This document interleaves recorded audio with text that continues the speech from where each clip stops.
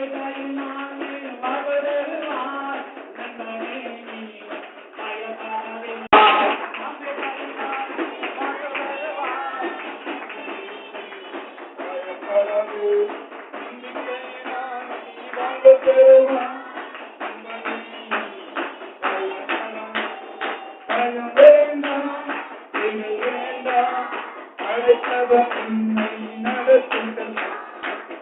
வேண்டாம், வேண்டாம், அழைத்தவர்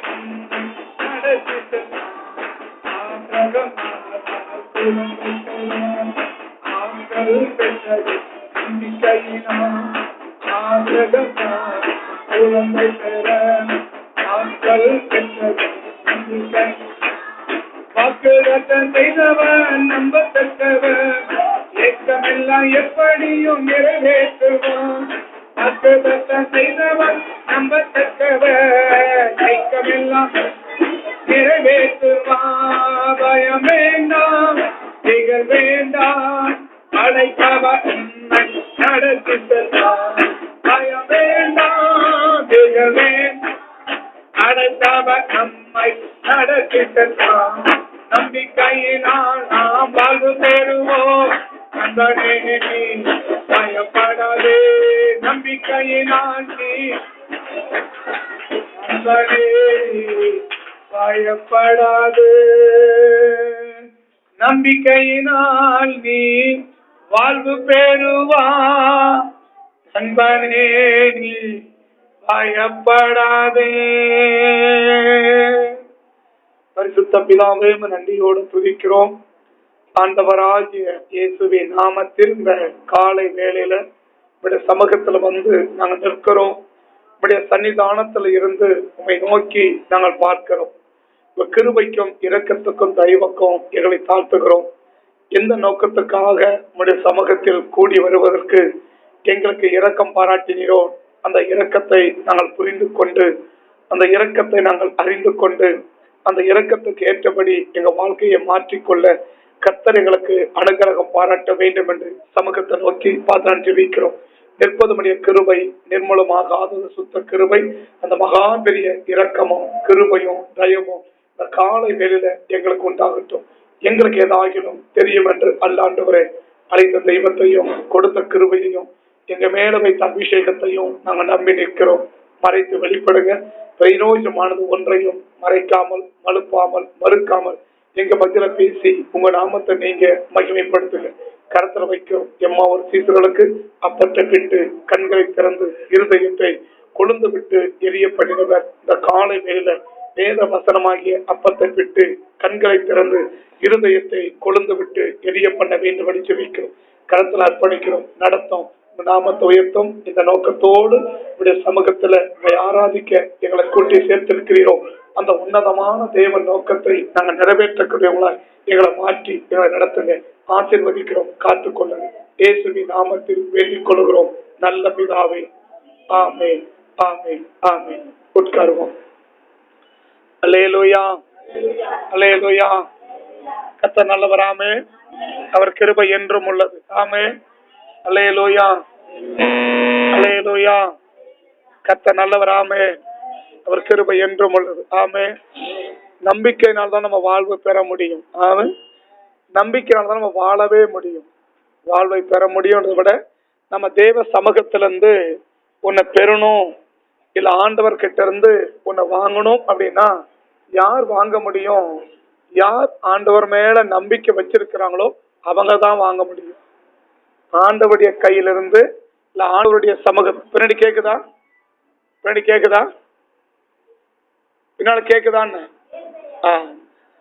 ஆண்டவர்கிட்ட இருந்து ஆண்டவருடைய சமூகத்துல இருந்து உன்னை நான் பெறணும் அப்படின்னா இல்ல எனக்கு தேவையானது, எனக்கு நான் விரும்புறது, நான் எதிர்பார்க்கறது, எனக்கு அவசியமானது ஆண்டவர் என்ன செய்யணும்? நமக்கு தரணும் இல்லையா?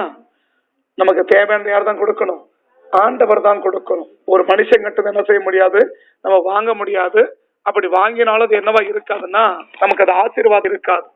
கையில இருந்து வாங்குறது என்னவா இருக்காது? ஆசீர்வாதமா இருக்காது. அது நன்மையா நமக்கு முடியாது.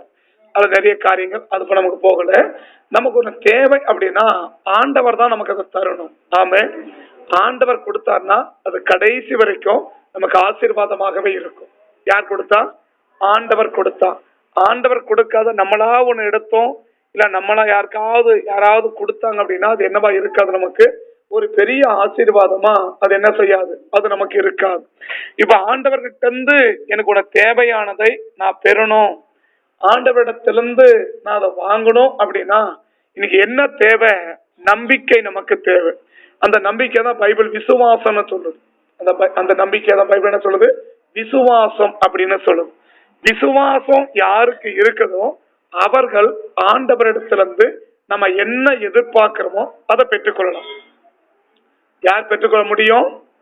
யாருக்கு ஆண்டவர் மேல விசுவாசம் இருக்குதோ, ஆண்டவர் எனக்கு இதை செய்வார், ஆண்டவர் எனக்கு இதை தருவார், ஆண்டவர் இதனை நீக்குவார், இந்த பிரச்சனைய நீக்குவார், இந்த பலவீனத்தை நீக்குவா, எனக்கு சுகத்தை கொடுப்பா, எனக்கு நல்ல வேலையை கொடுப்பா, நல்ல வாழ்க்கைய கொடுப்பா, நல்ல துணைகளை எனக்கு தருவா, குழந்தைய எனக்கு தருவா என்று சொல்லி நமக்கு என்ன தேவையோ அதை ஆண்டவர் எனக்கு தருவார், இல்ல ஆண்டவர் தான் எனக்கு தர முடியும். அதான் சரியான விசுவாசம். ஆண்டவர் தான் எனக்கு தர முடியும், அவர்தான் எனக்கு கொடுக்க முடியும் அப்படின்னு யார் நம்புறமோ அவர்கள் தான் அதை பெற முடியும். யார் பெற முடியும்?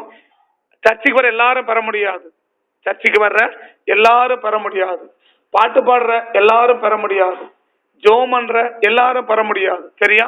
ஜெபம் எப்படி கூட செய்ய முடியும்? விசுவாசம் இல்லாம கூட ஜெபிக்க முடியும். நான் பைபிள் என்ன சொல்றதுன்னா, விசுவாசத்தோடு நீங்க ஜெபத்துல எவைகளை கேட்டுக்கொள்வீர்களோ அவைகளை நீங்கள் பெற்றுக் கொள்வீர்கள். அப்ப நமக்கு என்ன வேணும்? ஜெபிக்கிறோம் அப்படின்னா விசுவாசத்தோடு ஜெபிக்க. எப்படி விசுவாசம்? ஆண்டவர் நிச்சயமா எனக்கு இதை செய்வார், ஆண்டவர் நான் கேட்கிறத ஆண்டவர் எனக்கு நிச்சயமா தருவார் என்று நம்பி கேட்கிற பத்தியா, அதுதான் விசுவாசம். அதுதான் விசுவாசம். ஆண்டவர் எனக்கு தருவார் என்று இன்னைக்கு நம்ம நம்புறோமா? ஆண்டவர் தான் எனக்கு தர முடியும் என்று நீங்க நம்புறீங்களா? அப்படி நம்புறவங்க என்ன செய்ய மாட்டாங்கன்னா ஒரு மனுஷன் கிட்ட போய் நிக்க மாட்டாங்க. ஒரு மனுஷன் செய்ய மாட்டாங்க, எனக்கு ஒரு மனுஷன் கிட்ட போய் என்ன செய்ய மாட்டாங்க, நிக்க மாட்டாங்க. ஒரு மனுஷன் நிக்கவும் கூடாது, நிக்கவும் மாட்டார்கள். யாரு? ஆண்டவர் மேல விசுவாசம் வச்சிருக்கிறவங்க, ஆண்டவர் மேல விசுவாசம் வைத்திருக்கிறவர்கள். ஆண்டவருக்கு மேல யாருக்கு விசுவாசம் இருக்குதோ அவங்க என்ன செய்ய மாட்டாங்கன்னா எங்கேயும் நிக்க மாட்டாங்க. எங்கதான் நிப்பாங்க? ஆண்டவனுக்கு தருவார் போலதான். ஆண்டவர் எனக்கு தருவார், ஆண்டவர் எனக்கு செய்வார், ஆண்டவர் இதை எனக்கு பண்ணுவார், ஆண்டவர் இதை நீக்குவார். அப்ப எல்லாமே என்ன செய்வாங்க? ஆண்டவர் செய்வார், ஆண்டவர் செய்வார், ஆண்டவர் செய்வார், ஆண்டவர் செய்வார். அப்படிப்பட்ட ஒரு எண்ணம், அப்படிப்பட்ட ஒரு சிந்தை, அப்படிப்பட்ட ஒரு உணர்வு நமக்குள் இருக்குமானால் அவர்கள் தான் என்ன செய்ய முடியும்? அவர்களுக்கு தேவையானதை, அவர்களுக்கு வேண்டியதை ஆண்டவர்கிட்ட இருந்து அவங்க பெற முடியும். அவர்களுக்கு தான் ஆண்டவரும் கொடுப்பார். எல்லாருக்கும் ஆண்டவர் கொடுக்க மாட்டார். எல்லாருக்கும் ஆண்டவர் எனக்கு தேவை என்றதுனால ஆண்டவர் கொடுத்தார். எனக்கு தேவை கொடுத்துட மாட்டார். எனக்கு வேணும் அப்படின்னா ஆண்டவர் கொடுக்க மாட்டார். இல்ல அவர்கிட்ட இருக்குது என்பதனாலும் கொடுத்துட மாட்டார். அவர்கிட்ட இருக்குதுனாலும் கொடுக்க மாட்டாரு, நமக்கு தேவைனாலும் கொடுக்க மாட்டாரு, நம்ம கேட்கறதுனாலையும் கொடுத்துட மாட்டார். அப்ப எப்படி இருக்கணும்? நமக்கு தேவையானது, அவரிடத்துல இருக்கிறது, நமக்கு அவசியமானது விசுவாசத்தோடு கேட்டா பெற்றுக்கலாம். எப்படி பெறணும்? விசுவாசத்தோடு. அந்த நம்பிக்கை தான் விசுவாசம் நான் சொல்றேன். சரியா? அந்த விசுவாசத்தோடு என்ன செய்யணும்? நம்ம கேட்கணும். எப்படி விசுவாசம்? ஆண்டவர் நிச்சயமா எனக்கு இதை நான் கேட்கிறேன், ஆண்டவர் எனக்கு தருவாரு, நான் கேட்கிறேன், ஆண்டவர் எனக்கு இதை செய்வாரு, நான் கேட்கிறேன், ஆண்டவர் பிரச்சனை எனக்கு நீக்குவாரு. இப்படிப்பட்ட மனநிலையோடு, இப்படிப்பட்ட உறுதியான எண்ணத்தோடு ஒரு நபர் ஆண்டவரிடத்துல கேட்டா அவர்களுக்குத்தான் ஆண்டவர் அதை கொடுப்பார். அவர்களுக்கு தான் ஆண்டவர் கொடுப்பார். ஆண்டவர்கிட்ட வர்றதுனாலயோ, ஆண்டவரை பாடி ஆராதிக்கிறதுனாலயோ, நான் ஜெபம் பண்றதுனாலயோ கர்த்தர் கொடுத்துட மாட்டார். இன்னைக்கு நம்ம ஜெபம் பண்ணதை மட்டும் விசுவாசம் பண்ணி வச்சுக்கோங்க, இல்ல ஜெபம் பண்ணதை மட்டும் கர்த்தர் கொடுத்து பண்ண வச்சுக்கோங்களேன், நம்ம எவ்வளவோ ஆசீர்வாதமா வாழ்ந்திருப்போம் இல்லையா? நம்ம எவ்வளவு ஆசீர்வாதமா வாழ்ந்திருப்போம். ஏன் நம்ம ஆசீர்வாதம் இன்னைக்கு வாழல? அப்ப நம்ம கேட்கலையா? நம்ம ஜெபம் பண்ணலையா? நம்ம உபவாசம் பண்ணலையா? அப்ப ஏன் ஆண்டவர் செய்யறது நமக்கு? அப்ப ஏன் அது நமக்கு கிடைக்கலன்னா நம்ம கேட்டத விசுவாசம் இருக்கிறோமான்னு பாருங்க. நம்ம கேட்டத விசுவாசித்து இருக்கிறோமா, இல்ல விசுவாசத்தோடு போய் கேட்டிருக்கிறீங்களா? இப்ப எனக்கு ஒரு தேவை, நான் போய் ஜெபம் பண்றேன், ஆண்டவரே என்ன செய்வார், எனக்கு இதை தருவா, அப்படிப்பட்ட விசுவாசத்தோடு போய் ஜெபம் பண்ணி இருக்கிறீங்களா? இப்ப எனக்கு ஒரு தேவை, இப்ப எனக்கு ஒரு தேவை, இவனுக்கு ஒரு பிழை வேணும்னு வச்சுக்கோங்களேன், ஒரு சுகவீனமா இருக்கிற, கொஞ்சம் உடம்பு சரியில்லாம இருக்குன்னு வச்சுக்கோங்களேன். இப்ப நான் போய் ஜெபம் பண்றேன், ஆண்டவர் என்ன செய்வாரு? நிச்சயம் என்ன சுகமாக்குவா. அப்படிப்பட்ட எண்ணத்தோடு போய் ஜெபம் பண்ணி இருக்கிறீங்களா? ஜெபம் பண்றோம், ஆனா எப்படி இல்லாம ஜெபம் பண்றோம் தெரியுமா? விசுவாசமே இல்லாம போய் ஜெபம் பண்றோம். விசுவாசமே இல்லாம போய் ஜெபம் பண்றோம்.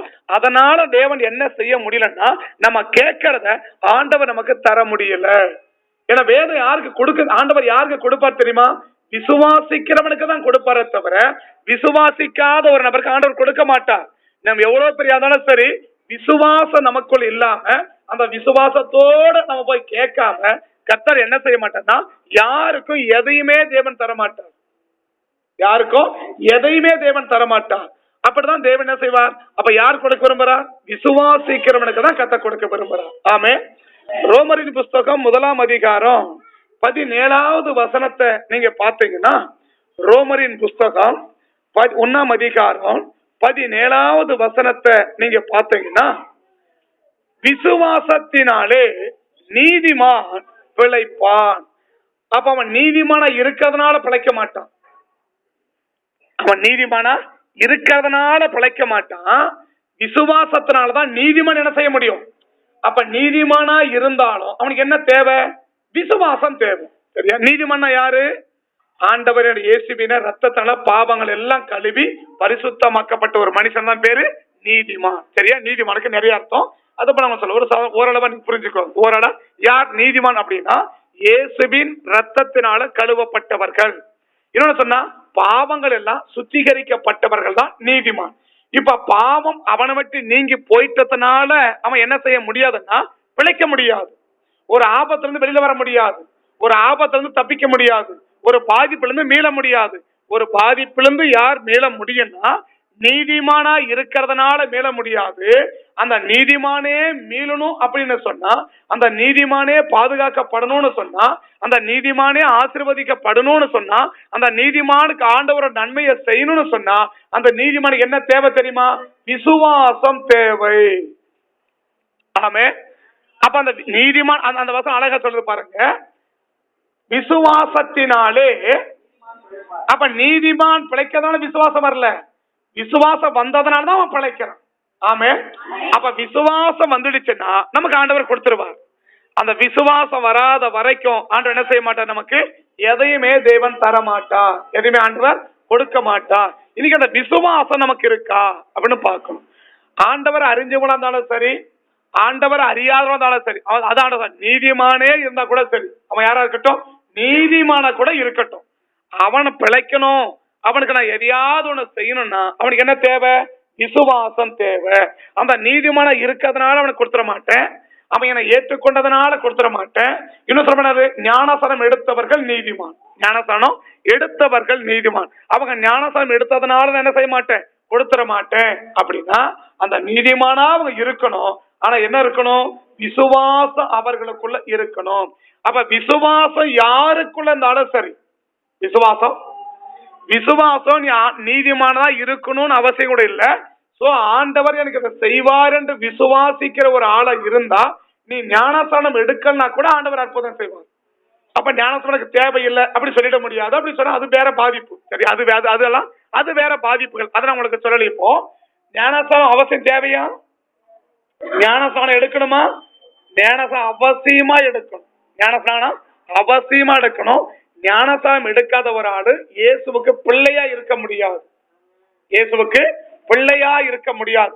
நான் ஏசப்பா பிள்ளையா வாழணும்னு சொன்னா அவங்க என்ன எடுக்கணும்?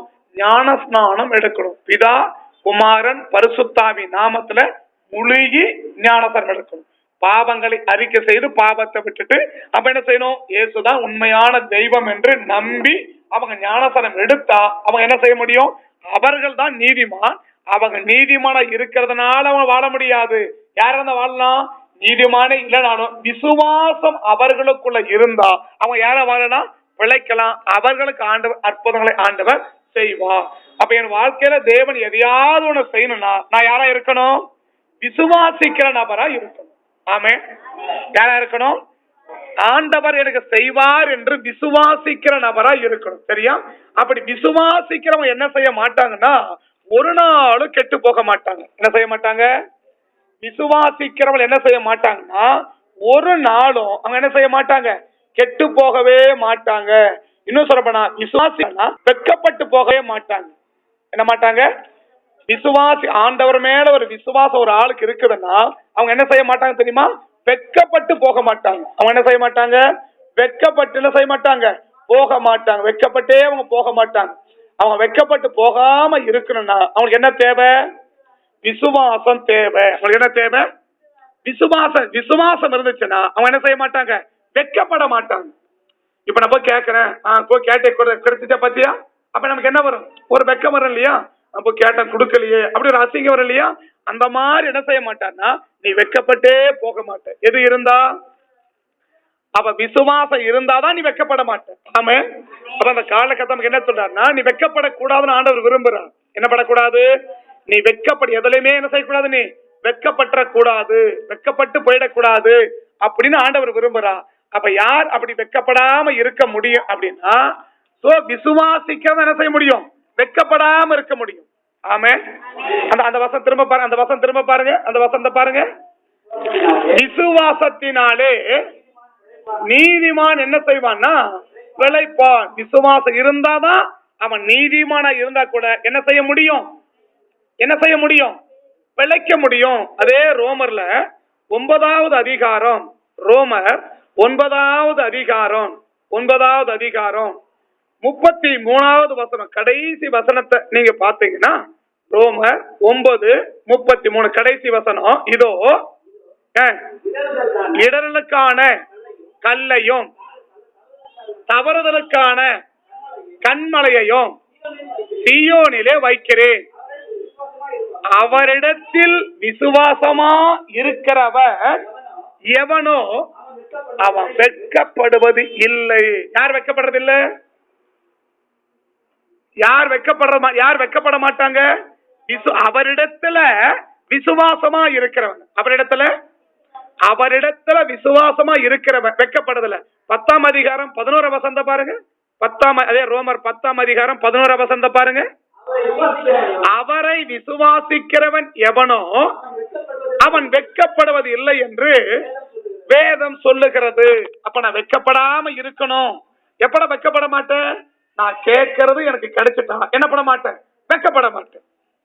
வெட்கம்னா 2 வெட்கம். ஒண்ணு என்ன? நமக்குள்ள வர்றது எப்படி நம்ம கேட்க, அது அச்சம். சரியா?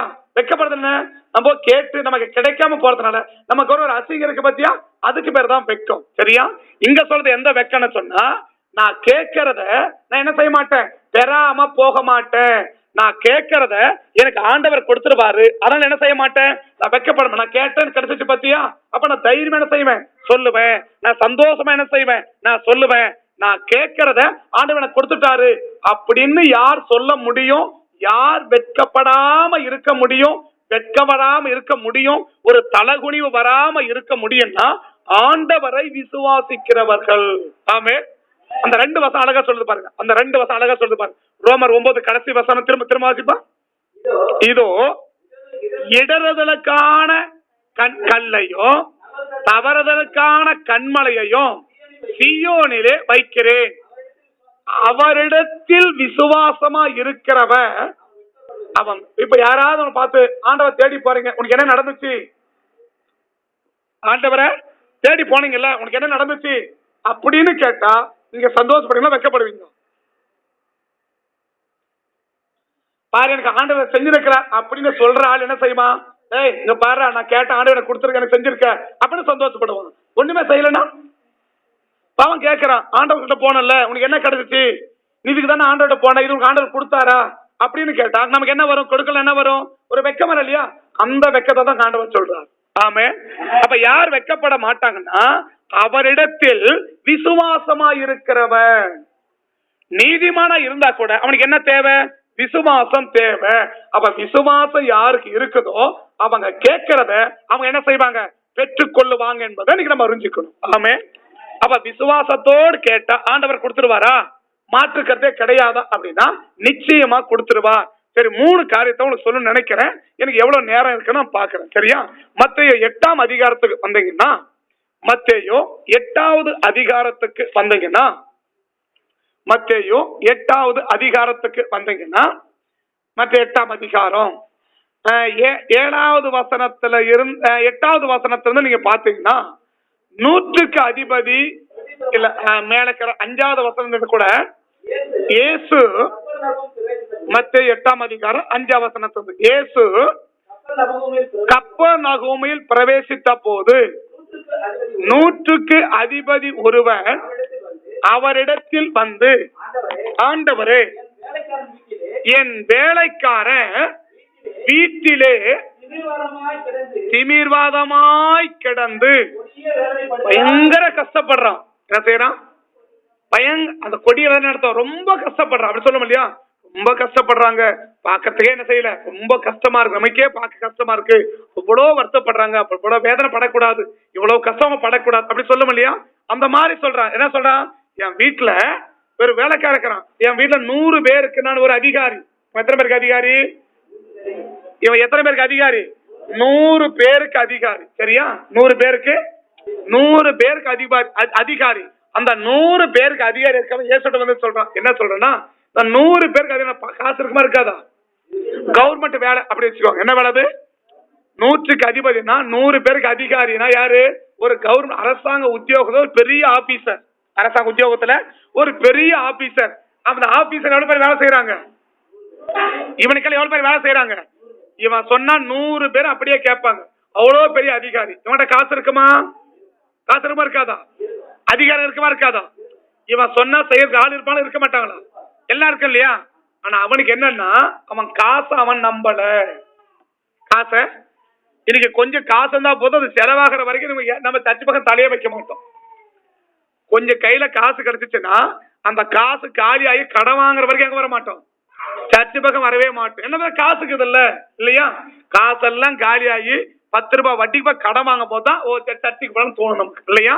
அது வரைக்கும் எங்க வர மாட்டோம், சர்ச்சு பக்கம் தலை வைக்க மாட்டோம். காசு இருக்குது இல்ல, காசு இருந்தா கடவுள் கண்ணு, நம்ம கண்ணு தெரியாது தானே? காசு இருந்தா கண்ணு தெரியாது, தெரியுமா தெரியாதா?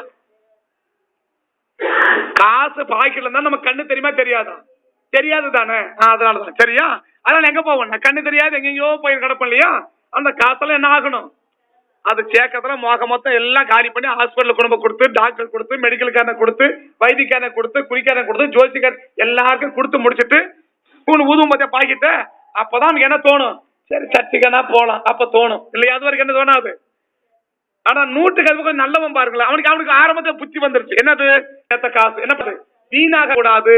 ஏன் சர்ச்சுக்கு போனா ஏசப்பா என்ன பண்ணிட்டு பாரு, சுகமாக்கிடுவார் என்ற புத்தி அவனுக்கு ஆரம்பத்திலே வந்துருச்சு. நமக்கு நிறைய பேருக்கு காசெல்லாம் செலவானதான் புத்தி வரும். சரியா? ஆனா ஆண்டவர் பாப்பாரு, இவன் காசு இருக்கிற வரைக்கும் இவனுக்கு கண்டு தெரியாது, இந்த காசெல்லாம் கரையட்டும், போ எங்க போயிட்டு வாப்பா போப்பா அப்படி அனுப்புவாங்க. ஆரம்பத்துல என்ன சர்ச்சு வந்து கேட்பாங்க, இப்படி எங்க போயிட்டு வரட்டுமா? போயிட்டு வாங்கணும். ஏன் போயிட்டு வாங்கணும்? நீ இங்க இருந்து வச்சுக்கோ, காசுக்குது இல்ல, இது கம்முன்னு இருக்காது. என்ன செய்யறது? அங்க போனா நல்லா இருக்குமா, இங்க போனா நல்லா இருக்குமா, இங்க போனா நல்லா இருக்குமா, போயிட்டு வாங்க. ஏன் இதெல்லாம் காலி ஆயிடுச்சு வச்சுக்கோ, எங்க என்ன செய்ய மாட்டேன், அப்படி உட்காந்து கிடப்பு இல்லையா? நம்ம வீட்டுல பாத்தீங்கன்னு வச்சுக்கோங்களேன், புது சாப்பாடு தான் பழைய சாப்பாடு இறங்குமா?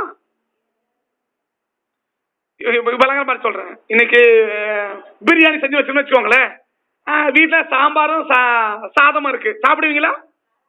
எது இறங்காது? பிரியாணி இருக்குது, சாப்பாடு சாம்பார் இருக்குது, சாதம் இறங்குமா? எது எனக்கு இறங்கும்? இது இருக்குமா? என்ன செய்யாது, இறங்காது இல்லையா? இப்ப பிரியாணி இல்லைன்னு வச்சுக்கோங்க, பழைய சாப்பாடு இறங்க மாட்டீங்களா? பிரியாணி இல்லைன்னு வச்சுக்கோங்க, பழைய சாப்பாடு என்னது பரவாயில்ல ஏதோ ஒன்று அப்படி சொல்ல முடியல, அது இருந்தா அது போலதான். என்ன இருக்கா, நமக்கு இருந்துச்சு வச்சுக்கோங்க, நம்ம கை கால் சும்மா இருக்கவே இருக்காது. அங்க போலாம் அதை வாங்கலாம், ஏதோ அது ஆகும்போது அந்த காசை கரைச்சிடணும். அந்த காசு அது கம்மன் இருக்காது, அது பாய்க்கு கம்மன் இருக்குன்றீங்க, அது திரும்ப சொல்லிட்டே இருக்கும், என எடு என்ன பண்ணு, கொண்டு அவங்கள்ட்ட கொடுத்துரு, அந்த செலவு பண்ணிடு, இந்த செலவு பண்ணிடு, இதை கொண்டு கொடுத்துரு, அங்க கொடுத்துரு. இந்த காசு சும்மாவே இருக்காது. பாத்தீங்களா? சும்மா இருக்குமாப்பா? உன்ன காசு சும்மா இருக்குமா இல்லையா? உடனே அது வாங்கலாமா, இது வாங்கலாமா இல்லையா, இது வாங்கலாமா, அது என்ன ஆயிட்டு இருக்கும்? அந்த காசு சொல்லும், அதை போ வாங்கு, இதை போ வாங்கு, இதை போ வாங்கு, பாக்கிறதெல்லாம் வாங்க சொல்ல மாட்டீங்களா? எப்போ காசு இல்லைன்னு வச்சுக்கோங்க, அப்படி பாக்கெட்டை பார்த்து 50 ரூபாய் தான் இருக்குது, இது போயிட்டுனா பஸ் பார்க்கு அப்படி இருக்க பிடிச்சுக்குவான். பாத்தீங்களா? எங்க போக மாட்டான், பசி இருந்தா டீ குடி கூட போக மாட்டான். பாத்தீங்களா? அப்ப கர்த்தர் பாப்பாரு, சரி இவன் என்ன பண்ணலாம், இவனை கம்முன்னு உட்காரக்கு என்ன வழி, இருக்கிறதெல்லாம் கரைக்கணும் இல்லையா? அப்படி கரைக்க வச்சிருவாரு. இந்த 120 பாத்தீங்களா, அவன் பார்த்தான், நான் கஷ்டப்பட்டு சேர்த்த காசு என்ன பண்ணக்கூடாது, கரையக்கூடாது. என்ன செய்யலாம், நேரா சர்ச்சுக்கு வந்துட்டான் பாரு. எங்க வந்துட்டான், எதுக்கு வர்றான், அவன் சொல்றான், ஐயா நான் ஒரு 100 பேருக்கு அதிகாரி, என்கிட்ட காசு இருக்குது, என்கிட்ட காசு இருக்குது, என்கிட்ட சொத்து இருக்குது, என்கிட்ட பணம் இருக்குது, நான் சொன்னா செய்த ஆளுங்களும் இருக்கிறாங்க. சரியா, 190 ஒருத்தன் தான் வியாதிப்பட்டிருக்கிறான், மீதி 99 பேர் இருக்கிறான். நான் சொன்னா அத்தனை பேர் செய்ய ரெடியா இருக்கிறான். ஆனா நான் யாருக்கிட்டையும் சொல்ல மாட்டேன். ஏன் சொல்ல மாட்டேன் தெரியுமா, அவன் கிட்ட சொல்றது எல்லாம் வேஸ்ட். யார்கிட்ட சொல்றது வேஸ்ட், என் பிரச்சனைய மனுஷங்கிட்ட சொல்றது வேஸ்ட். அதனால நான் யார்கிட்டையும் சொல்லல. நேரம் எங்க வந்துட்டேன் தெரியுமா, நேரம் உங்க கிட்ட வந்துட்டேன். நீங்க வந்தீங்கன்னு தெரிஞ்சவங்க பத்தியா உடனே ஓடி வந்துட்டேன். நீங்க வந்தீங்கன்னு தெரிஞ்ச உடனே நான் என்ன பண்ணிட்டேன், நான் ஓடி வந்துட்டேன். ஏன், உங்க கிட்ட வந்தா நான் என் பிரச்சனையெல்லாம் மாறிடும்னு நான் நம்புறேன். அவன் என்ன சொல்றான், உங்க கிட்ட வந்தா என் பிரச்சனை எல்லாம் மாறிடும்னு நான் உறுதியா நம்புறேன்யா அப்படின்னு அவன் சொல்றான். அவன் எப்படி சொல்றான் பாருங்க. அந்த கப்பரம் இயேசு வந்த போது 100க்கு அதிபதி ஒருவன் அவரிடத்தில் வந்து, ஆண்டவரே வீட்டிலே திமிர்வாதமாய் கிடந்து கொடிய வேதனைப்படுறான், ரொம்ப கஷ்டப்படுறான், ரொம்ப வருத்தப்படுறான், ரொம்ப வேதனைப்படுறான். அந்த வேதனையை தாங்க முடியாம நான் அவனை ஹாஸ்பிட்டலுக்கு கூட்டு போல, எங்க கூட்டு போல, ஹாஸ்பிட்டலுக்கு கூட்டு போல, மெடிக்கல போய் சொல்லி நான் மாத்திரை வாங்கி போடலான்னு நினைக்கல. எங்க போலவன், ஹாஸ்பிட்டலுக்கும் போல, மெடிக்கலுக்கும் போல. எங்க வந்துட்டேன் தெரியுமா, நான் நேரா சர்ச்சுக்கு வந்துட்டேன். ஆமென். இப்படிப்பட்டவங்க யாரா இருக்கிறீங்க, இல்ல இப்படிப்பட்டவங்க யாரா இருக்கிறீங்களா? இப்ப ஒரு சீசன் இல்லையா, உடனே சளி பிடிக்குது இல்லையா, சளி பிடிச்ச உடனே நேரா சர்ச்சுல ஜெபம் பண்ணலாம். அப்படி யாரா இருக்கிறீங்க? எங்க போறோம், ஒண்ணு நேரா மெடிக்கலுக்கு போறோம், இல்லைன்னா டாக்டர் கிட்ட போறோம் இல்லையா. அதையும் நர்ஸ் தான் அவகிட்ட போய் நினைக்கிறோம், என்னது 2 மாத்திரை கொடுத்ததான் ஆகணும் அப்படின்னு போட்டு நினைக்கிறோம் இல்லையா. அதை வாங்கி போட்டாலும் நமக்கு ஆவி அடங்குது. தப்பு இல்ல, பாவம் இல்ல, நீங்க மாத்திரை எடுங்க, அதுக்கு பாவமானவன் இல்லை. சரியா, ஆனா என்ன விசுவாசம் வரணும், நான் சர்ச்சைக்குள்ள போய் ஜோமன்னா ஏசப்பா என்ன சுகமாக்குவார் நீ நம்பனியா, நீ நம்பல, அதனால வரல இல்லையா. மாத்திரை போட்டா சுகமா நம்புறதுனால மாத்திரை வாங்க போனேன் இல்லையா. மாத்திரை ஒரு பாராசெட்டமால் வாங்கி போட்டா சுகமாய் போயிடும் நம்புறதுனாலதான் எங்க போய் வாங்கினேன், கடையில போய் பாராசெட்டமால் வாங்குறேன் இல்லையா. இல்ல ஹாஸ்பிட்டல் ஒரு இன்ஜெக்ஷன் போடுறேன். சரியா, தப்பு இல்ல, பாவல, அது உன் நம்பிக்கை, நான் உன் நம்பிக்கை குறுக்க வரல, நான் குறையா சொல்லல. சரியா, ஏன் நீ சர்ச்சுக்கு வரல, ஏன் ஹாஸ்பிட்டலுக்கு போன, ஹாஸ்பிட்டலுக்கு போனா சுகமாகும் நம்பனா ஹாஸ்பிட்டலுக்கு போன, ஆமாவா. இப்ப சர்ச்சுக்கு போனா நம்ம வந்திருப்ப, இப்ப என்ன இல்ல, இப்ப ஏன் அற்புதம் செய்யல ஆண்டவர், இதுதாங்க காரணம். இதுதான் இன்னைக்கு மெயின் ரீசன். நான் என்ன நம்புறனோ அததான் ஆண்டவனுக்கு செய்வார். நான் நம்பாத ஒண்ண எனக்கு ஆண்டவர் செய்ய மாட்டார், நம்பாதவனுக்கு எதையுமே செய்ய மாட்டார். ஒரு விசுவாசம் வராத ஒரு நபருக்கு 100க்கு அதிபதி வேலைக்காக சுகமான என்ன பண்ணிருக்கணும், ஹாஸ்பிட்டல் தூக்கடா அப்படி சொல்லி இருக்கணும் தானே. ஆனா அவன் என்ன செய்யல, அவனை வீட்டிலேயே விட்டுட்டு அவன் சொல்லிருப்பான், டேய் இன்னும் கொஞ்ச நேரத்துக்கு சுகமாயிடுவேன், அமைதியா கொஞ்ச நேரம் பொறுமையா இருக்கு, நான் போயிட்டு வரேன், நான் வர்றதுக்குள்ள சுகமாயிடும் சொல்லிட்டு வந்திருப்போம் இல்லையா. நான் வர்றதுக்குள்ள நீ சுகமாயிடுவ, நீ நம்பி இருறா அப்படின்னு சொல்லிட்டு வந்திருப்பான் இல்லையா.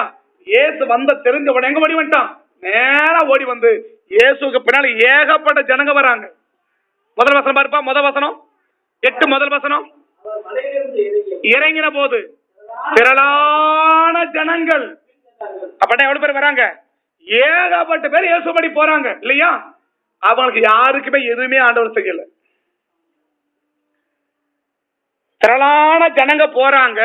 அப்படி இயேசுக்கு பின்னாடி போற இயேசு கிட்ட வந்த ஒருத்தனுக்கு ஆண்டவர் ஒண்ணுமே ஆண்டவர் செய்யல. ஏன் செய்யல, அவன் எவனுமே விசுவாசிக்கல, அவன் யாருமே நம்பல, அதனால ஆண்டவர் அவனுக்கு செய்யல. ஆமென். படிச்சோம் ரோமர் 1:17 படிச்சோம், நீதிமான் விசுவாசத்தாலே நீதிமான் பிழைப்பான் இல்லையா. அவன் நீதிமானா இருந்தா கூட அவனுக்கு என்ன வேணும், விசுவாசம் வேணும். ஆமென்.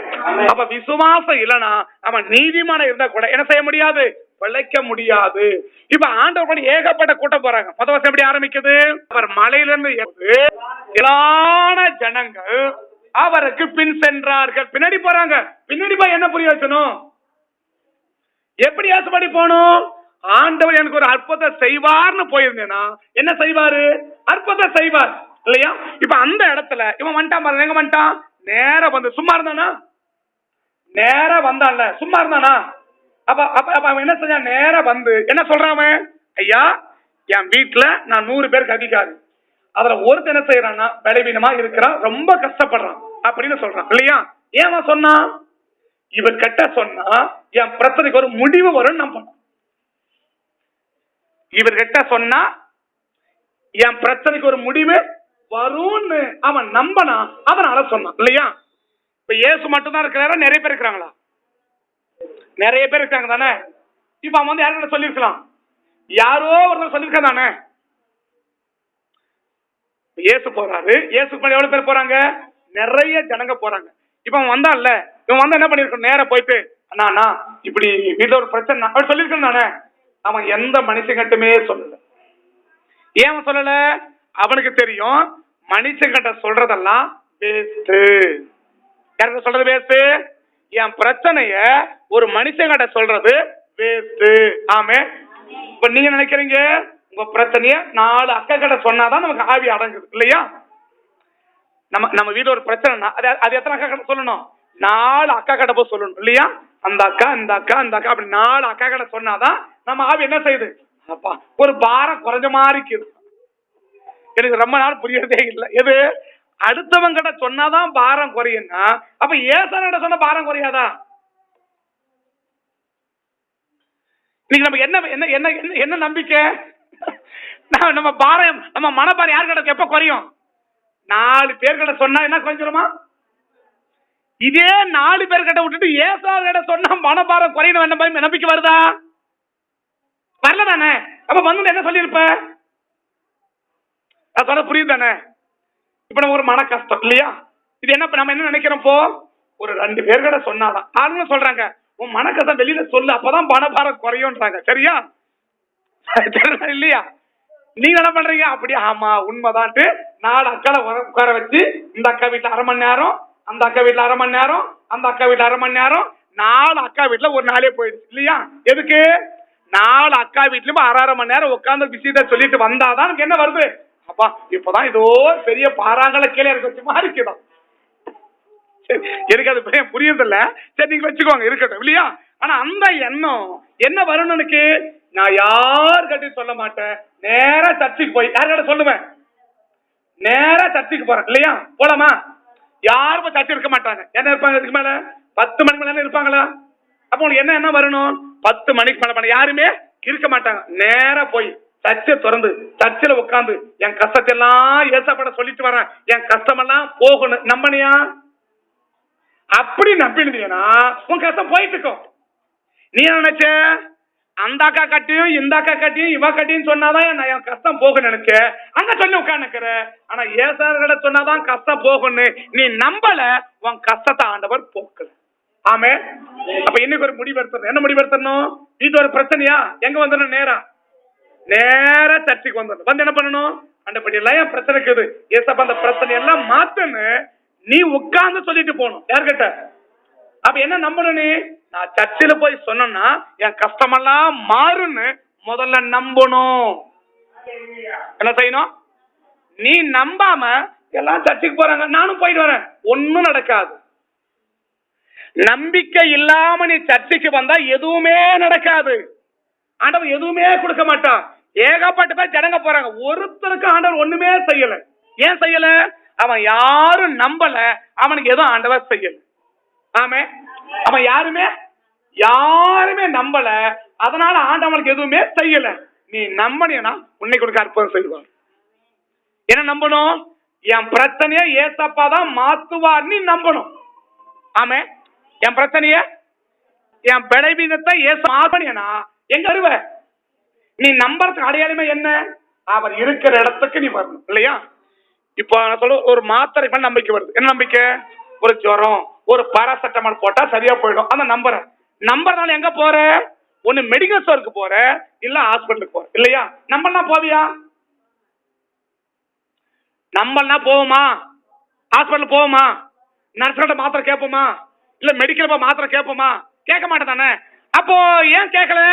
நான் நம்பல, அதனால கேட்கல. நம்பி இருந்தா நைட்டு 12 மணிக்கு போய் ஹாஸ்பிட்டல் போறோம் இல்லையா? ஐயா ஒரு ஊசி போட போறோம் இல்ல? ஏன் 12 மணிக்கு போறோம்? இங்க போனா ஒரு ஊசி போட்டானா சரியா போயிடும், அந்த நம்பிக்கை நமக்கு இருக்கா? தப்பு இல்ல, பாவம் இல்ல, நல்லது போட்டுக்கோங்க, சரியா? ஆனா அதே நம்பிக்கை நைட்டு 12 மணிக்கு நான் சர்ச்சில் போய் உட்காந்து ஜோமன்னா என் பிரச்சனையை ஏசப்பா மாத்துவான்னு நம்பனியா? 2 மணிக்கு ஹாஸ்பிட்டலுக்கு போனா சுகமாக நம்பனல்ல, அதே 12 மணிக்கு சர்ச்சில் போய் உட்காந்து ஜோமன்னா என் பிரச்சனை மாறும் நம்பனியா? அப்ப நம்பி இருந்தீங்கன்னா எங்க வந்திருப்ப? அப்ப நேரா சர்ச்சுக்கு வந்திருப்பல்ல. நம்பர் தானே ஹாஸ்பிட்டல் போனேன், நம்பர் தானே மெடிக்கல் ஸ்டோருக்கு போனேன், நம்பர் தானே நர்ஸ் கிட்ட போறேன் அப்படின்னா ஏசப்பாவை நம்பி இருந்தா நீ எங்க வந்திருப்ப? ஏசப்பாட வந்திருப்பல்ல. அப்ப வராத போது என்ன காரணம்? சளிக்கு போய் ஜோமனா சரியா போயிருமா? என்ன கேள்வி? சளிக்கு ஜோமன்னா சரியா போயிடுமா? சரியா போகாதா? அதெல்லாம் சரியா போகாது. அவர் சொல்றாரு சரியா போன்னு சொல்லிட்டு சரியா போகாது போ. ஏன் சரியா போல தெரியுமா? நீ தானே சொல்ல சரியா போகாதுன்னு. நீ என்ன சொல்றையோ அப்படிதான் உனக்கு நடக்கும். மாத்திரை போட்டதான் சரியாகனா மாத்திரை போட்டதான் நீ ஆகணும், வேற வழியே கிடையாது. நான் மாத்திரையே போட மாட்டேன், ஏசப்பனை சுகமாக்குவார் சொல்லி பாரு, சுகம் ஆகலன்னா கேளு. ஆமா. அப்ப ஏன் ஆண்டவர் அற்புதம் செய்யல தெரியுமா? நீ விசுவாசிக்கல, அதனால உனக்கு ஆண்டவர் அற்புதம் செய்யல. ஆமா. நீ விசுவாசித்தா என்ன நடக்கும்? அதான் சொல்றாரு, நீதிமான் விசுவாசத்தினால நீதிமான் பிழைப்பான். ஆமே. அப்ப விசுவாசம் இல்லைன்னா பிழைக்க முடியாது, விசுவாசம்னா வாழ முடியாது. விசுவாசம் ஆண்டவர் எதையும் செய்ய மாட்டார். அவ விசுவாசம் வந்ததுனால அந்த 100க்கு நேரம் வந்துட்டான். காசு இருக்குது அவங்ககிட்ட, பணம் இருக்குது அவங்ககிட்ட, செல்வாக்கு இருக்குது. அவன் சொன்னா அந்த அடுத்த நிமிஷம் 100 பேர் வளர ரெடியா இருக்கிறான். அதெல்லாம் தூக்கி ஓரம் வச்சுட்டு அவன் நேரம் வந்து இப்ப ஆண்டவர்கிட்ட சொல்றான், ஐயா நான் 100 பேருக்கு தலைவன். அதெல்லாம் ஒரு ஆள் என்ன செய்யறான்? சுகவீனமா இருந்து ரொம்ப கஷ்டப்படுறான். அதனால என்ன செய்யுங்க, உங்க கட்ட வந்தா, உங்க கட்ட என் பிரச்சனைய சொன்னா என் பிரச்சனை தீரும்னு நான் நம்புறேன். உங்க கிட்ட வந்தா சும்மா வர்றதில்லை இல்லையா? உங்க கிட்ட வந்து உங்க கிட்ட என் பிரச்சனைய சொன்னா என் பிரச்சனை எல்லாம் மாறும்னு நான் நம்புறேன் அப்படின்னு அவன் நம்பினதுனாலதான் அவன் எங்க வந்தான்? நேர ஏசப்பட்ட வந்தான். வந்தவன் என்ன சொல்றான்? என் வீட்டுல இருக்கக்கூடிய ஒரு நிருபர்காரன் சுகவீனமா இருக்கிறான், அவன் ரொம்ப கஷ்டப்படுறான், நீங்க சுகமாக்குங்க அப்படின்னு சொல்றான். சரியா? இப்ப சொன்ன உடனே இப்ப ஏசப்பா என்ன சொல்றாரு பாருங்க கொஞ்சம். அதற்கு இயேசு நான் என்ன பண்றேன்? உன் வீட்டுக்கு நான் வந்து அவனை சுகமாக்குறேன் அப்படின்னு ஏசப்பா சொன்னாரா? உடனே அவன் என்ன சொல்லணும்? அவன் என்ன சொல்லணும்? ஐயா வாங்க, அதுக்கு தானே அப்படின்னு அவன் என்ன சொல்லணும்? அதுக்குதான் ஏன் கிட்ட நான் வந்தேன், நீங்க வாங்க, என்ன பண்ணி வந்தீங்கன்னா போதும், நீங்க வந்த பிரச்சனை மாறும், வாங்க ஐயா அப்படின்னு சொல்லணுமா? ஆனா அவன் என்ன சொல்றான் பாத்தீங்கன்னா, 100க்கு அதிபதி பிரதியுத்தரமாக, ஆண்டவரே நீ என் வீட்டுக்குள்ள பிரவேசிக்க இன்னும் நம்ம பாடல சொன்னா நான் தகுதி இல்லைன்றான். நீங்க யாரு? பரிசுத்தமுள்ள ஆண்டவர். நான் யாரு? ஒரு பாவியான மனுஷன். அவ்வளோ பெரிய ஒரு ஆண்டவர் என் வீட்டுல கால் வைக்கிறதுக்கு நான் என்ன இல்ல, நான் தகுதி இல்லையா? நான் தகுதியா இல்ல. அதனால நீங்க என்ன செய்யுங்கன்னு சொன்னா, இங்க இருந்து ஒரே ஒரு வார்த்தை மட்டும் சொல்லுங்க. பயங்கரமா ஜோமன சொல்லல, பயங்கரமா ஜோமன ஐயா அப்படி சொல்லல. பயங்கரமா இஸ்ரவேல் ஜனங்க சாமுவேல் சொல்லுவாங்க, ஐயா இதே பிரச்சனை, நீங்க எங்களுக்காக ஓயாம ஆண்டவரோட வேண்டிக்கோங்க. என்னது? சாமுவேல் என்ன செய்யணுமா? சாமுவேல் என்ன செய்யணுமா? ஓயாம அவங்களுக்காக ஜெபம் பண்ணிக்கணுமா? யாருக்காக? அவங்க என்ன செய்ய மாட்டாங்களா? அவங்க ஜெபம் பண்ண மாட்டாங்க. அவங்க என்ன செய்ய மாட்டாங்களா? அவங்க ஜெபம் பண்ண மாட்டாங்களா? ஆனா சாமுவேல் என்ன செய்யணுமா? அவங்களுக்காக அது எப்படி ஜெபம் பண்ணுமா? ஓயாம. அப்படி என்ன அர்த்தம்? அப்படின்னா என்ன அர்த்தம்? அப்படின்னா என்ன அர்த்தம்னு கேக்குறேன். 1 சாமுவேல் 7ஆம் அதிகாரம் எடுங்க. 1 சாமுவேல் 7ஆம் அதிகாரம் எடுங்க. 1 சாமுவேல் 7ஆம் அதிகாரம் விடுங்க. 8ஆம் வசனத்தை கொஞ்சம் பாருங்க. 8ஆம் வசனம் கொஞ்சம் பாருங்க. 347வது பக்கம், 347. 1 சாமுவேல் 7ஆம் அதிகாரம் 8வது வசனம் கொஞ்சம் பாருங்க. சாமுவேலை நோக்கி, நம்முடைய தேவனாகிய கர்த்தர் எங்களை பெலிஸ்தரின் கைக்கு நீங்களாக்கி ரட்சிக்கும்படிக்கு எங்களுக்காக அவரை நோக்கி, அதை நீங்க சொல்லுங்க. பைபிள் எப்படி இருக்குது? உங்க பைபிள் எப்படி இருக்குது? 347வது பக்கத்துல 7ஆம் அதிகாரம் 8வது வசனத்தை கொஞ்சம் பாருங்க. சாமுவேலை நோக்கி, நம்முடைய தேவனாகிய கர்த்தர் எங்களை பெலிஸ்தரின் கைக்கு ரட்சிக்கும்படிக்கு எங்களுக்காக அவரை நோக்கி எப்படி வேண்டிக் கொள்ளணுமா? அப்ப அவங்க என்ன சொல்லணும்? ஓயாம வேண்டிக் கொள்ளலாம் தானே சொல்லணும். இப்ப ஜனங்க என்ன சொல்லணும்? ஒரு பிரச்சனை, அந்த பிரச்சனை என்ன சொல்லணும்? ஐயா ரொம்ப நேரம் ஜெபம் அப்படி சொல்லலாம் தானே. என்ன சொல்றாங்க? நீங்க ஓயாம வேண்டிக் கொள்ளுங்க. அப்ப நீங்க என்ன பண்றீங்க? சாப்பிட்டு தூங்கிக்கிறோம். நாங்க சாப்பிட்டு என்ன செய்யறோம்? நாங்க சாப்பிட்டு தூங்குறோம். சரியா? ஒரு வேளைக்கு 3 வேளை என்ன பண்ணோம்? 3 வேளைக்கு 7 வேளை சாப்பிட்டு என்ன செய்யறோம்? நாங்க அப்படியே தூங்கி நிக்கிறோம். எங்களுக்காக நீங்க என்ன பண்ணுங்க? ஓயாம வேண்டிக்குவாங்க. அது என்ன கூடாதா? ஓயவே கூடாது. அப்படி நம்ம என்ன செய்யறோம்? ஓயாம வேண்டிக் கொள்ளல இல்லையா? அவனை சொல்றானா, நீங்க வீட்டுல கால் வைக்க நான் தகுதியா இல்ல, எனக்கு நிறைய நேரம் ஜோமன வேணாம். அவன் விசுவாசம் என்ன? நீங்க பயங்கரமா ஜோமன வேணாம் இல்லையா? என்ன செய்யுங்கன்னா, இங்க இருந்து ஒரே ஒரு வார்த்தை, ஏதோ ஒரு வார்த்தை, அந்த ஒரு வார்த்தை என்ன சொல்ல? இந்த வார்த்தையை சொல்லுங்க அப்படி சொல்லல. இந்த வார்த்தையை சொல்லுங்க அப்படி சொல்லி கொடுக்கல. ஏசுனா இருக்கு இல்லையா? ஏசா என்ன சொல்லி கொடுக்கல? இப்படி சொல்லுங்க, இப்படி பண்ணுங்க. நாம சொல்ல முடியாது, ஆண்டவர் இப்படி செய்யுங்க ஆண்டவர் அப்படி சொல்லுவோம் தானே. ஆண்டோட சொல்லியும் சொல்ல மாட்டேங்க, ஆண்டவரை இப்படி செய்யுங்க, எங்க பிள்ளைகள் இப்படி செய்யுங்க, எங்க வீட்டுக்காரங்க இப்படி செய்யுங்க அப்படி சொல்லுவோம் தானே. அவருக்கு தெரியாது தானே, அவருக்கு என்ன செய்யணும், அவருக்கு என்ன அவருக்கு தெரியாது தானே. நாம என்ன செய்யணும்? அவரு சொன்னாதான் அவர் என்ன பண்ணுவாரு? செய்வார் தானே. ஆமாவா இல்லையா?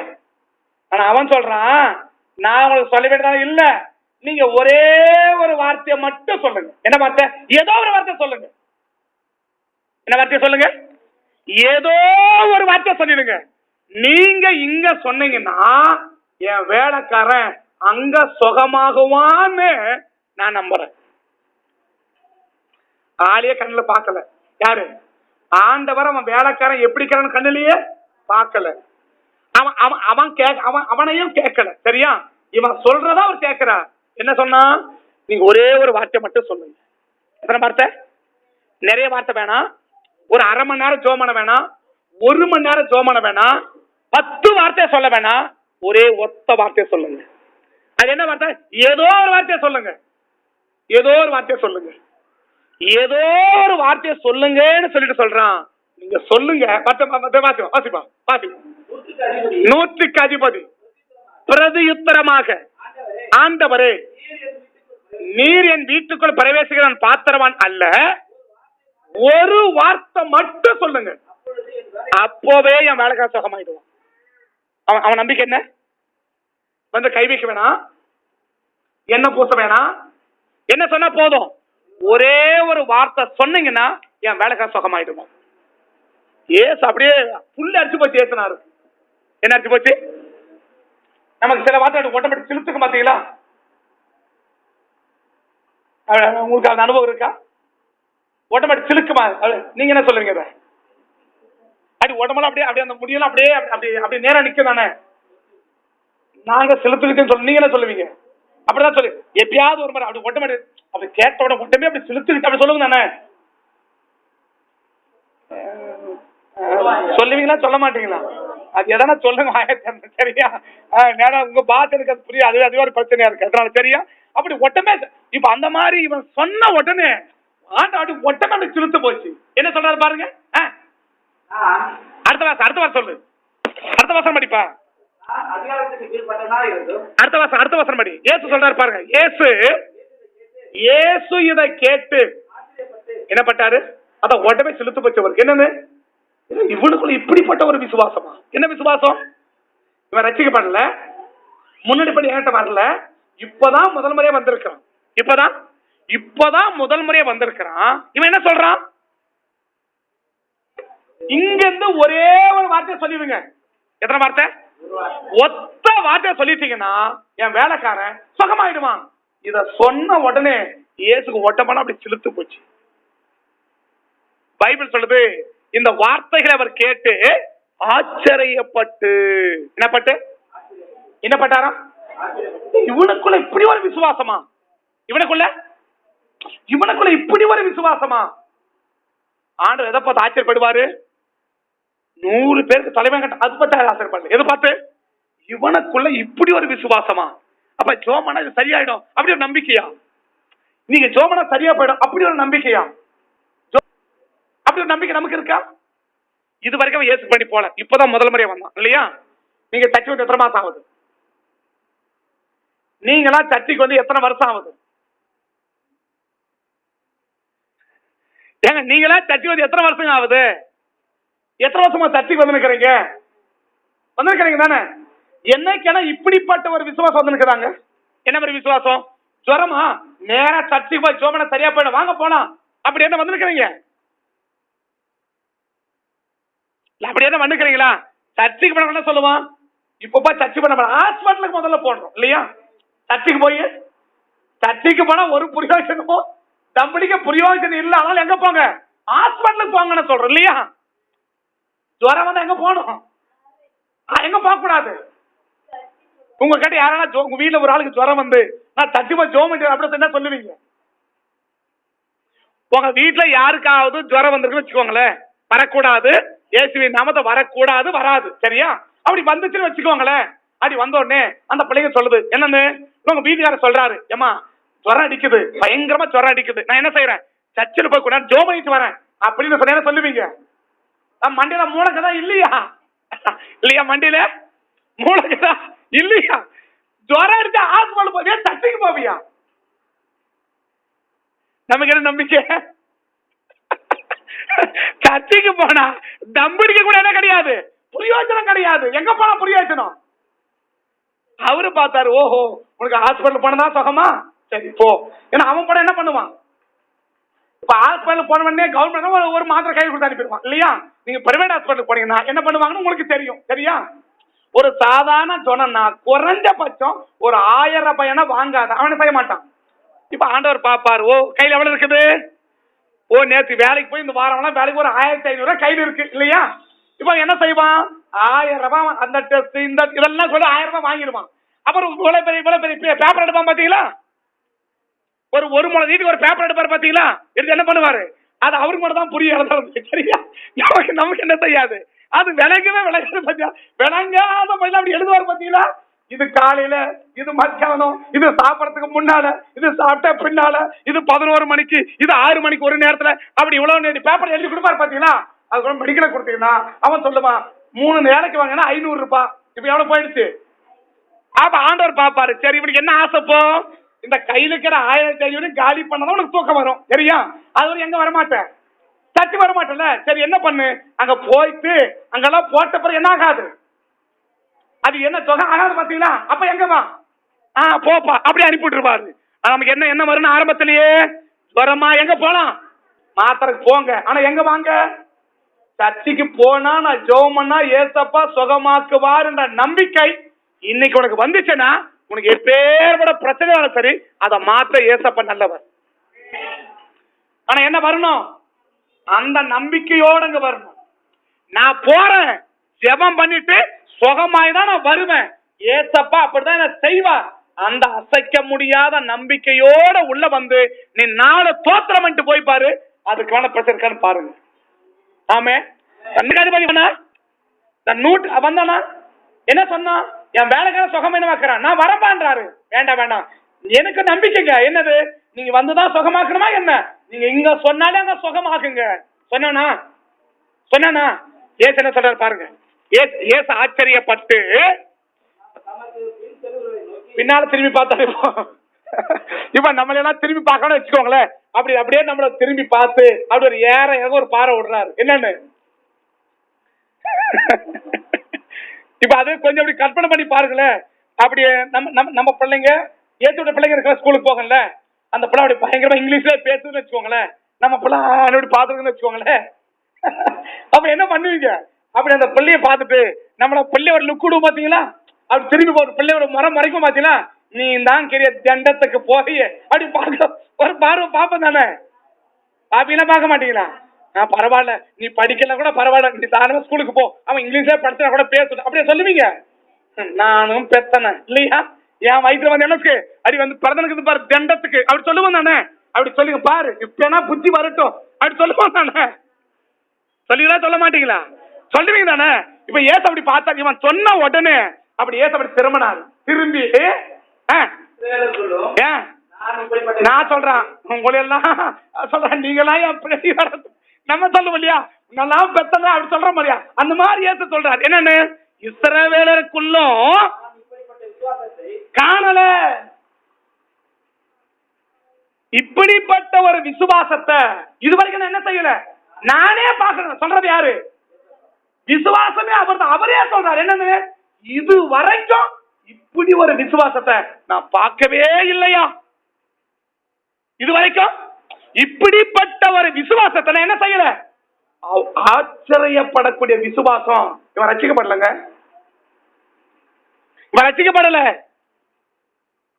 இவன் ரட்சிக்கப்படல, இன்னும் சர்ச்சு பக்கம் போல. பைபிள் அவர் சொல்றாரு பாருங்க. என்னன்னு, அப்ப இவன் ரட்சிக்கப்பட்ட ஆளம் என்ன சொல்லிருக்காரு? ஓ அம்மனுக்குள்ள இப்ப விசுவாசம் இருக்குன்னு சொல்லிருப்பார். ஆனா அவர் என்ன சொல்றாரு? இஸ்ரவேலருக்குள்ளும் இப்படிப்பட்ட ஒரு விசுவாசத்தை நான் என்ன செய்யல, இதுவரைக்குமே நான் பார்க்கலையா, இதுவரைக்குமே நான் பார்க்கல, இதுவரைக்குமே நான் பார்க்கல. ஆமே ஆமே. இதுவரைக்கும் இஸ்ரவேலருக்குள்ள 12 கோத்திரத்துல இப்படிப்பட்ட ஒரு விசுவாசத்தை நான் பார்க்கவே இல்லை. ஆச்சரியப்பட்டு ஏசு சொல்றாரு பாருங்க. ஏசு பின்னாடி பக்கம் திருப்புங்க, பின்னாடி பக்கம் திருப்புங்க. 12ஆம் வசனத்தை 13ஆவது வசனத்தை பார்த்தீங்கன்னா, பின்பு இயேசு 100க்கு அதிபதியை நோக்கி, நீ போகலாம். என்ன சொன்னாரு? அவன் என்ன சொன்னா? ஒரே வார்த்தை சொல்லணும் இல்லையா? இப்ப ஏசு என்ன சொல்லிருக்கணும்? இயேசுவை நாம சுகமாக்குறேன் அப்படி சொல்லிருக்கலாமா? அவன் சுகமாயிட்டான் போன்னு சொல்லிருக்கலாமா? அத கூட சொல்லுங்க. என்ன சொல்றாரு? சரிப்பா அப்படியா, நீ போ, நீ சொன்னபடியே உனக்கு ஆகும். போ. என்னபடி ஆகும்? நீ என்கிட்ட என்ன விசுவாசம் வச்சியோ, என்னை பத்தி நீ என்ன நம்பிக்கை என் மேல வச்சியோ, அந்த நம்பிக்கையின்படியே உனக்கு ஆக கிடவுது. போ. இப்ப அவனுக்கு ஒரு சந்தேகம் வருமா இருக்கக்கூடாதா? சொல்லிட்டாரு, சுகம் ஆயிருக்குமா ஆயிருக்காதா?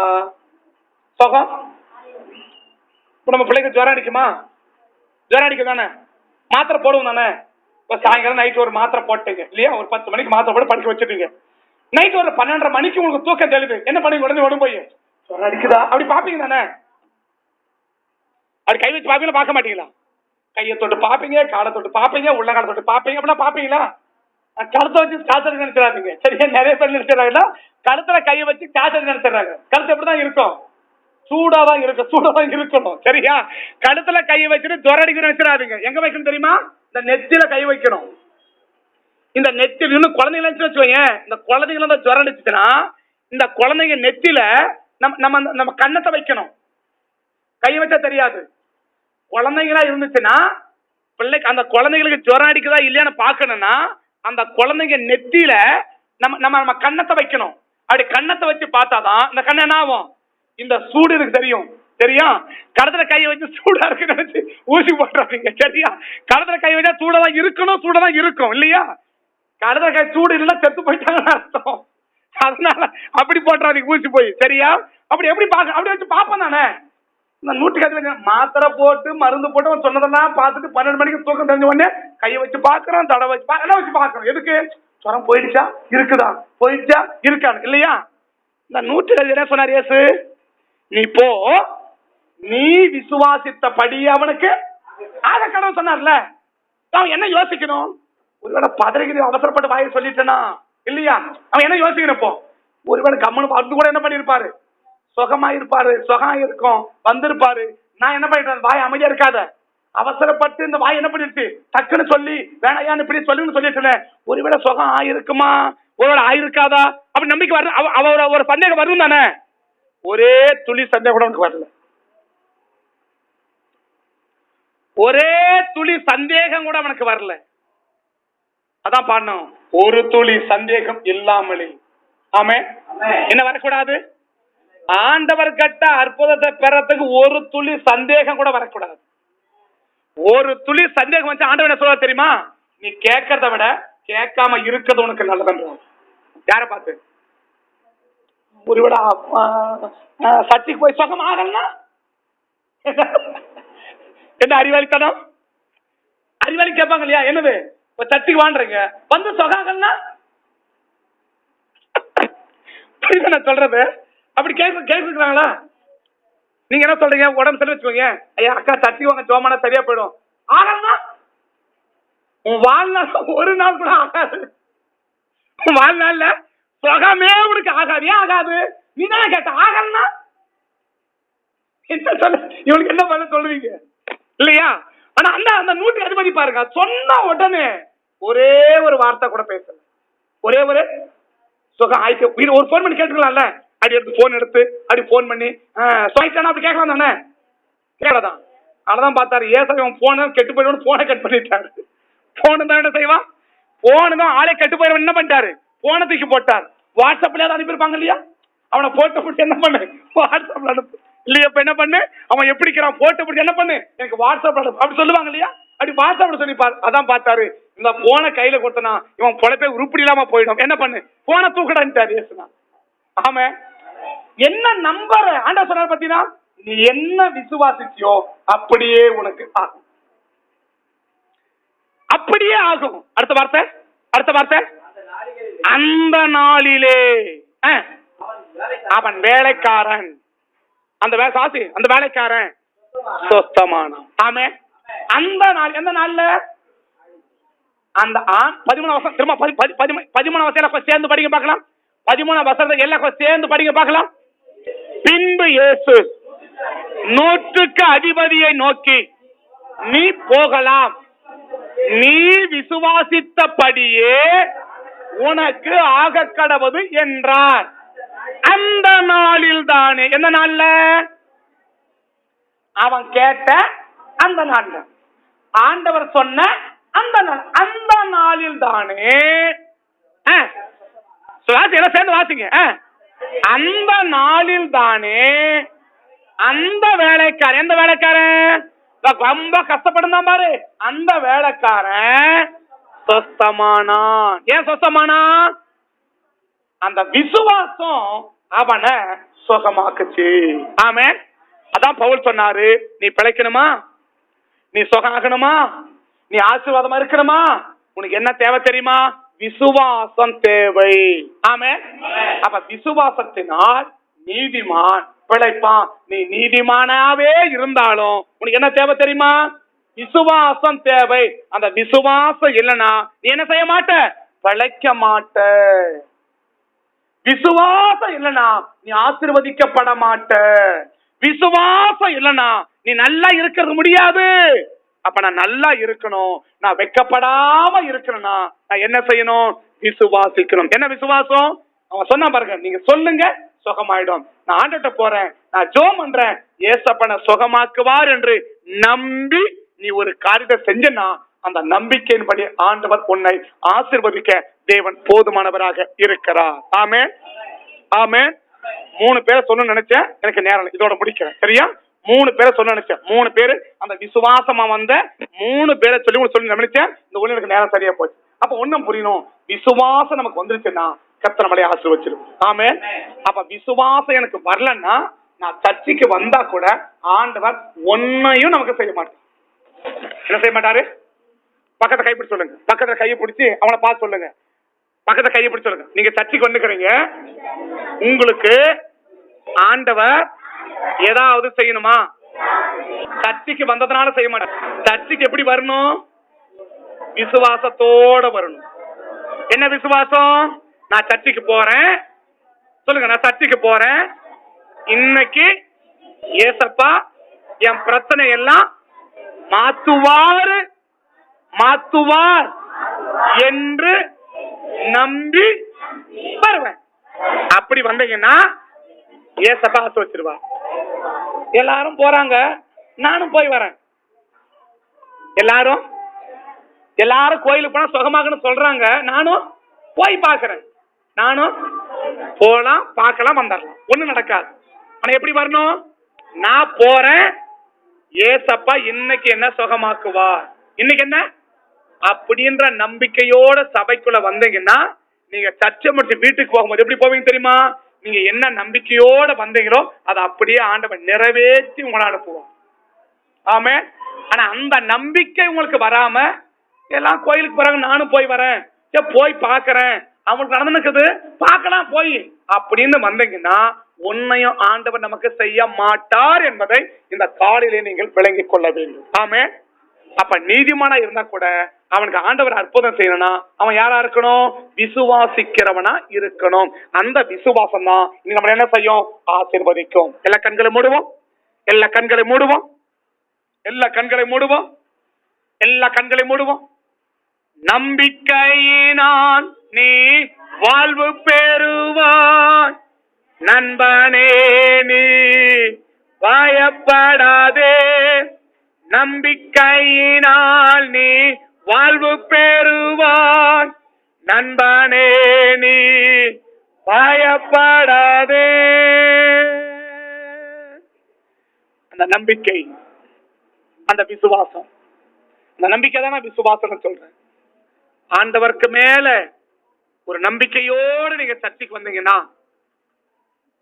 ஆண்டவருக்கு மேல நம்பிக்கையோட நீங்க ஜெபம் பண்ணீங்கன்னா, அந்த விசுவாசம் இருக்கிற நபருக்கு தான் ஆண்டவர் அற்புதம் செய்வார். நீ ஆலயத்துக்கு வந்ததனால உனக்கு ஆண்டவர் அற்புதம் செய்ய மாட்டார். ஏதோ சர்ச்சைக்கு வந்துட்டேன்னு ஆண்டவர் செய்ய மாட்டார். சர்ச்சைக்கு வந்த நமக்கு விசுவாசம் நமக்கு வரணும். ஏசப்பா நிச்சயமா எனக்கு அதை செய்வார், ஏசப்பா நிச்சயமா எனக்கு அதை கொடுப்பா, ஏசப்பா நிச்சயமா எனக்கு விட்டு நீக்குவா.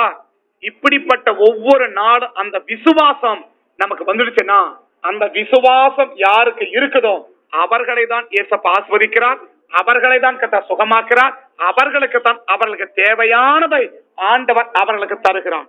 இந்த விசுவாசம் இல்லாத ஒரு நபருக்கு ஆண்டவர் எதையுமே செய்ய மாட்டான். சந்தேகப்படுகிறவன் காற்றினால் அடிபட்டு படுகிற பதருக்கு ஒப்பாய் இருக்கிறான். அவன் தேவனிடத்தில் எதையாகிலும் பெறலாம் என்று நினைக்காம இருக்கிறது அவனுக்கு நல்லதுன்னு ஆண்டவர் சொல்றான். சந்தேகம் மட்டும் வரவே கூடாது. ஆண்டவர்கிட்ட வந்து ஆண்டவரை மட்டும் சந்தேகப்படவே கூடாது. ஆண்டவரை சந்தேகப்படவே கூடாது. செய்வாரா செய்ய மாட்டாரா, செய்வாரா செய்ய மாட்டாரா, செய்வார், அவ்வளவுதான். செய்வாரா செய்ய மாட்டாரா, சந்தேகம் வரக்கூடாது. வந்துச்சுன்னா செய்ய மாட்டார். உனக்கு சந்தேகம் வந்தா செய்ய மாட்டார், உனக்கு சந்தேகம் வந்தா செய்ய மாட்டார். சந்தேகம் இல்லாம இருந்தாதான் ஆண்டவர் உனக்கு அற்புதம் செய்வார். அந்த சந்தேகப்படாம இன்னைக்கு ஆண்டவர் சமூகத்துக்கு வாங்க, சந்தேகப்படாம ஆண்டவர் ஜெபம் பண்ணுங்க. நிச்சயமா கர்த்தர் உங்க பிரச்சனைகள் எல்லாம் மாற்றி உங்களை உங்க குடும்பத்தை ஆசீர்வதிக்க ஆண்டவர் நல்லவரா இருக்கிறார். இந்த காலை வேளையில உங்களுடைய சமூகத்துல வந்து நிக்கிறோம், உங்களுடைய சன்னிதானத்துல இருந்து உங்களை நோக்கி நாங்க பாக்குறோம். ஒருவேளை கடந்த நாட்கள்ல ஆண்டவரே அப்படிப்பட்ட ஒரு அவிசுவாசம், ஒரு அவநம்பிக்கை எங்களுக்கு இருந்து, எங்களை மன்னிங்க.